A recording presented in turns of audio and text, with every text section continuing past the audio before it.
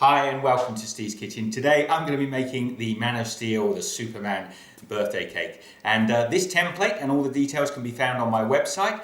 Let me show you how we make this cake right now.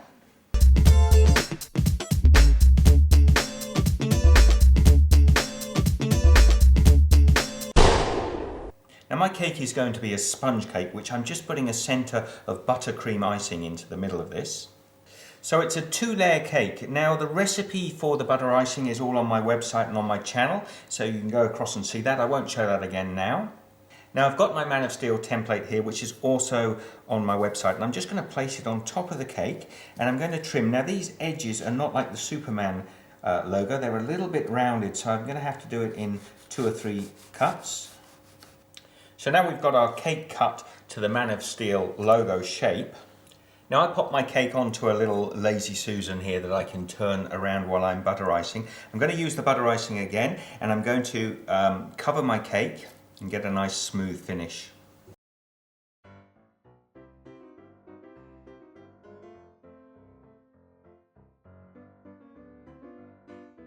So once you've got your butter icing covered and got it as smooth as you possibly can, you're going to pop that in the fridge to let it cool down and get a little more solid.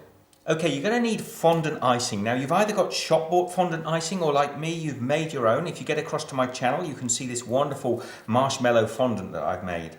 Now we're going to want to colour this. So I've got about a pound, 250 grams of fondant here, and I'm just going to add a little colour. I need 3 colours. I want a yellow, a red, and a motley sort of grey. Now if you use these soft gel colourings, they're much stronger, and we'll only need a drop or 2 on the icing. And then we're just going to start to work that in and get our colour. When I've got the yellow I want, I'm just going to put some vegetable shortening on that and wrap it in cling wrap to stop it from drying out. So I've got yellow, red, and I've got about 1 kilo of this grey, and they're all wrapped up, but I'm also going to keep them in a sealed box until I need them. Now I'm going to take the grey fondant first. I'm going to add a little corn flour to the surface of my work counter.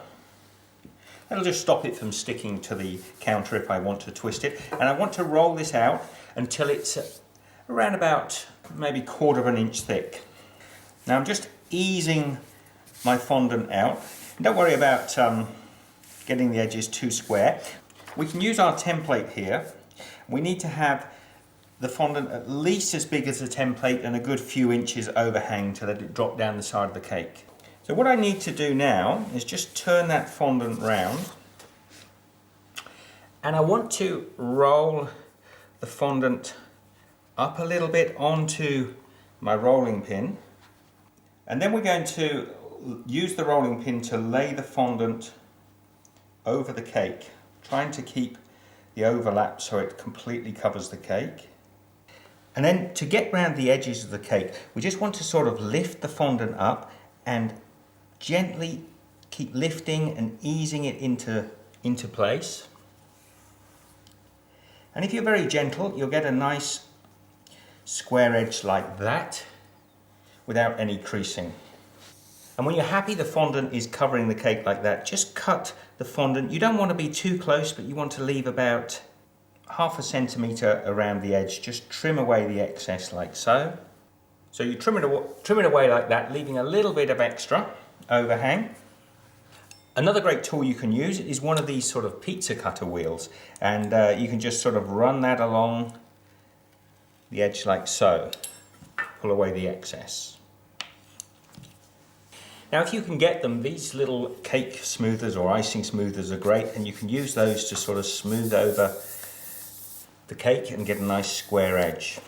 Now I want to add a sort of texture, like a grid texture to the side of the cake and eventually to the yellow top as well. I'm using just a little bit of wire from a cooling rack.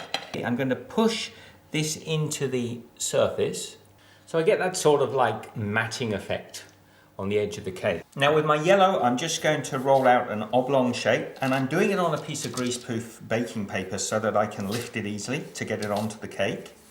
So once you've rolled out your yellow to quite a thin thickness here, I'm just going to put the template on here again, and we're going to use that to cut round the outside. And then again, I'm going to add that grid effect on this as well. Even though most of this is going to be covered, I just think it'll look cool. And now because I've got that on the grease paper, I'm just going to slide a board or a flat surface and pop that in the freezer for about 15 minutes to let it firm up whilst I work on the red. And now we've got the red rolled out as well. I'm just going to use my knife again and just keeping it fairly upright, I'm just going to cut along the edge of the logo.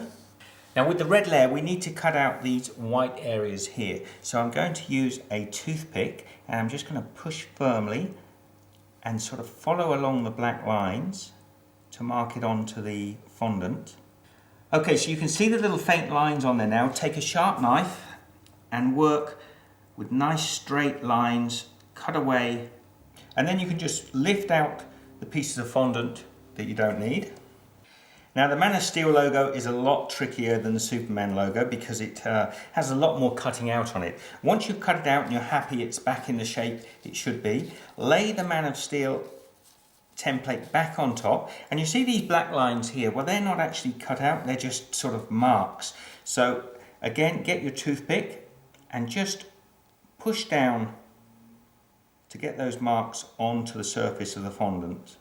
And then once you take that off, just take the toothpick again and follow those lines a little firmer on the surface of the fondant itself. And then we're just going to slide that onto the board and pop it in the freezer to set hard. Now my yellow layer has firmed up from the freezer. It's not completely solid, but I can lay it on there. Now, because it's been in the freezer, there'll be a little condensation which will help it stick to the cake. Now, after about 20 minutes or so in the freezer, this red layer should be firm enough that we can handle it. And we're just going to take the red fondant layer and line it up with the yellow on top here. And then we're already starting to get that old school Superman look. I mean, that's old school, but we're looking for new school. So we've got to tinker with this a little bit more. So I've got a little of our food colouring and I've just watered it down a little bit. I'm going to take a paintbrush and in these grooves in the centre, I just want to really low light these dark lines. And that allows those lines to really sort of pop out on the icing. So I hope you can see there, that makes the lines really pop out. So now we have to take this at a level further because this is Man of Steel, not just Superman. And we want that real grimy look. So I've got this petal dust, which is a very fine black powder, which is for cake decorating. And I'm going to use that to really sort of distress and make this look a lot dirtier. I've got a soft brush here and I'm just going to sort of sprinkle the black petal dust on there. And I'm also going to just brush over our red, so I want the red now to go sort of a shade darker and a real sort of grimy look to it. So I even want to take the black here into this yellow bit in the centre, get it really mucky. So there is my Man of Steel birthday cake. I've done that grimy sort of effect. I've added a few extra dark lines around the edge just to make the logo pop out, and I've also sprinkled a little dust on at the end there just to get that effect. Guys, I'm really pleased with the way this has turned out, and I'm sure one little boy is going to be very happy with this as a birthday cake. Please give me the thumbs up down below if you like the look of the cake, and of course I always love to hear your comments. Get across to my website also, join in the discussions over there, and follow me on Facebook and Twitter. Thank you for joining me, guys. It's been a lot of fun. I don't often get a chance to do these birthday cakes, but I've actually got another one coming up in the next few days, so I'll also film that one. And if you want to have a guess down below what it might be, I'd love to hear your comments. Be good. I will see you in the next video. And of course, if you want to see how to make the sponge cake or the fondant or any of the icings I've used to make this cake, get across to my channel and have a look. And also join me in the forum of my website where there's a baking section. I'd love to see you over there. And be good. I'll see you in the next video.